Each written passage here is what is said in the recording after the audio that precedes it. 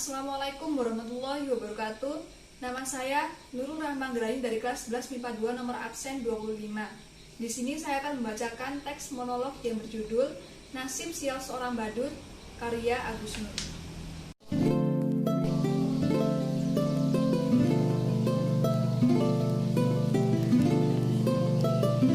Tak ada yang lebih sial dari seorang yang ingin melucu tapi sama sekali tak lucu. Jangankan orang lain tertawa, saya sendiri tak tertawa oleh lelucon saya. Mungkin kalian menyangka menjadi badut adalah pekerjaan yang paling gampang.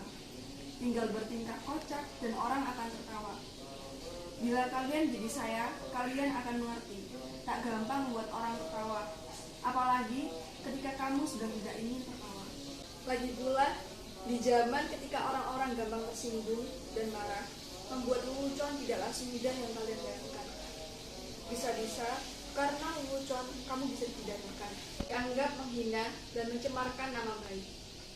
Kawan baik saya, seorang pelawak, dipenjara hanya karena membawakan lelucon yang kemudian dianggap menghina. Dia bercerita tentang seseorang yang memanjat pohon kelapa pada jam 10 pagi, dan dari atas pohon kelapa orang itu mengumandangkan azan subuh. Tentu saja itu membuat gempar seluruh kampung. Orang-orang langsung berbondong mendatangi orang itu, berteriak-teriak menghujatnya, bahkan ada yang ingin membunuhnya. Dasar kafir, turun kamu! Begitu orang-orang kampung berteriak marah. Berani-beraninya kamu melakukan penghinaan. Azan subuh kok jam 10 pagi, dasar orang aneh, kafir. Tapi dengan tenang, orang itu menjawab, "Loh, siapa yang aneh? Siapa yang kafir? Saya azan subuh di masjid pukul 4 pagi, tidak ada yang datang. Begitu saya azan subuh jam 10, kok kalian pada datang? Coba kalian pikir, siapa yang gak taat? Siapa yang aneh dan siapa yang kafir? Orang kok gampang banget mengcover kafirkan orang, hanya karena berbeda menjadi bermusuhan. Sekarang, orang sepertinya senang bertengkar. Kalau Descartes bilang, aku berpikir maka aku ada. Orang sekarang seperti bilang, aku bertengkar maka aku ada. Pertengkaran menjadi komoditif, diperjualbelikan, bahkan seringkali diberikan pembenaran atas nama keyakinan. Ayat-ayat digunakan untuk kepentingan kekuasaan. Makanya, sekarang ini susah membuat orang tertawa. Saya menjadi seorang badut meneruskan ayah saya. Dulu, ayah saya juga merupakan seorang badut. Karena bapak saya badut, saya pun jadi badut. Sekarang kan sedang ngetren, anak meneruskan orang tuanya. Anaknya presiden, ya anaknya pengen jadi presiden. Enggak deh, anaknya nyalon jadi gubernur. Bahkan ada nyalon jadi wali kota. Sudah jangan ngelantur, nanti saya malah ditangkap. Dulu kata bapak saya, jadi badut itu menyenangkan, penghasilannya lumayan. Bapak saya sering diundang karena orang-orang butuh hiburan. Badut dan pelawak dianggap masih lucu. Nah kalau sekarang, pelawak saja kalau lucu sama politikus.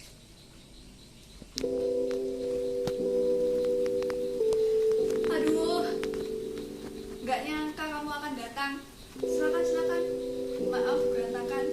I want to talk to you. Not now, later. No, now. Duduk. Mau minum apa? Atau makan? I still love you. Kamu gak haus? Gak lapar? Syukurlah, kebetulan saya juga tak punya apa-apa. Tapi bisa pesen GoFood kok. Tapi kamu yang bayar ya. Yang adalah pacar saya loh. Jangan tersinggung kayak gitu. Badut kayak saya juga bisa falling in love, bisa punya pacar. Lihat itu, ganteng kan pacar saya? Namanya Dika. Nama lengkapnya Dika Cangi. Terima kasih kamu mau menemui saya. Saya kira kamu akan melupakan saya.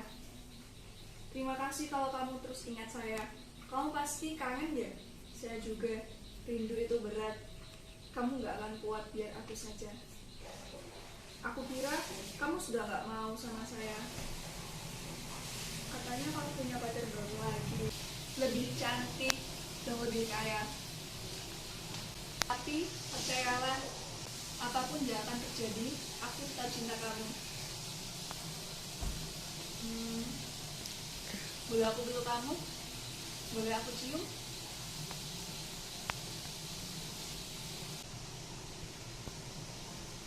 Dika! Dika!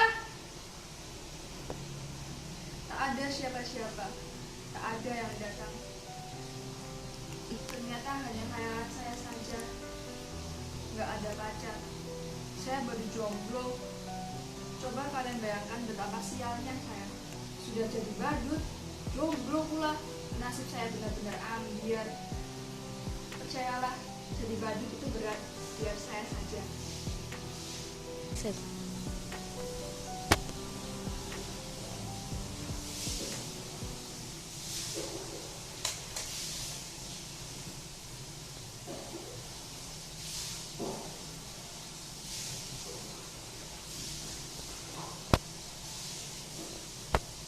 Kenapa kalian minta saya seperti itu?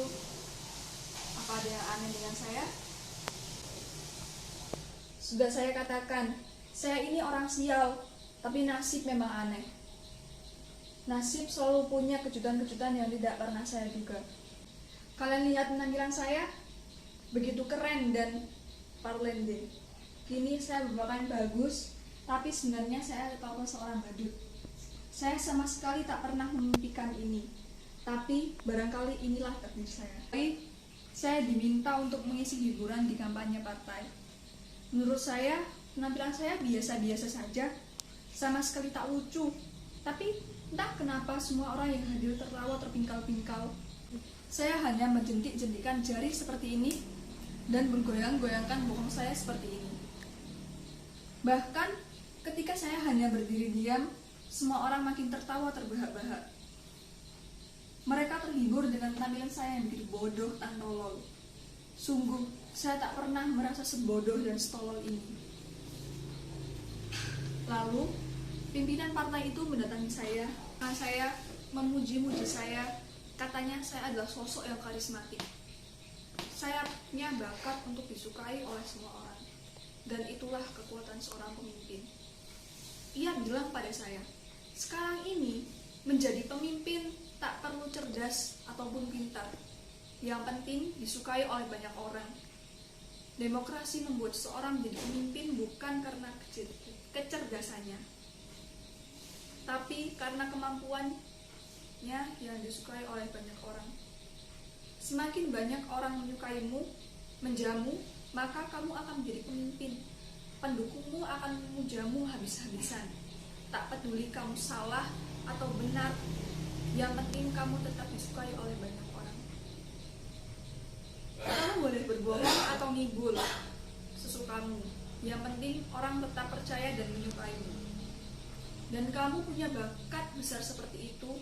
Orang menertawaimu tapi sesungguhnya mereka menyukaimu. Orang seperti kamulah yang dibutuhkan oleh partai. Saya kemudian mereka dandani menjadi necis seperti ini, didaftarkan ikut pilkada. Bahkan saya nggak tahu apa itu pilkada. Yang saya tahu hanya pilkada. Saya pun nggak tahu apa bedanya pilkada dengan pilkada. Tapi ada yang bilang pilkada itu nggak boleh dicoba-coba buat anak. Kalau pilkada boleh dicoba-coba buat anak. Makanya banyak anak pejabat dan pemimpin yang mencoba-coba di pilkada. Saya benar-benar nggak tahu mengapa mereka menyuruh saya ikut pilkada. Padahal ijazah pun tak punya. Tapi mereka bilang, tenang saja, ijazah bisa dipalsukan. Jangankan ijazah, kebenaran pun bisa dipalsukan. Dan betapa sialnya saya menang pilkada. Barangkali zaman memang sudah gila. Mereka memilih saya karena dianggap bisa menghibur mereka. Saya dianggap orang yang paling lucu, yang bisa membuat hidup mereka bahagia. Ketika saya menjadi badut, saya tak pernah berhasil membuat orang tertawa. Tapi ketika menjadi pemimpin, berkali-kali saya membuat orang tertawa. Itulah kenapa saya bilang, betapa sialnya hidup saya. Hidup pemimpin kita, hidup pemimpin kita, panjang umur pemimpin kita, hidup pemimpin kita, hidup pemimpin kita. Betapa sialnya hidup saya. Dulu menjadi badut, menjadi pemimpin pun tetap menjadi badut. Badut yang bisa mereka atur, badut yang membuat mereka tenang. Sungguh, saya memang badut yang sial. Percayalah, menjadi badut itu berat, biar memimpin saja. Hidup pemimpin kita, hidup pemimpin kita, panjang umur pemimpin kita, hidup pemimpin kita, hidup pemimpin kita.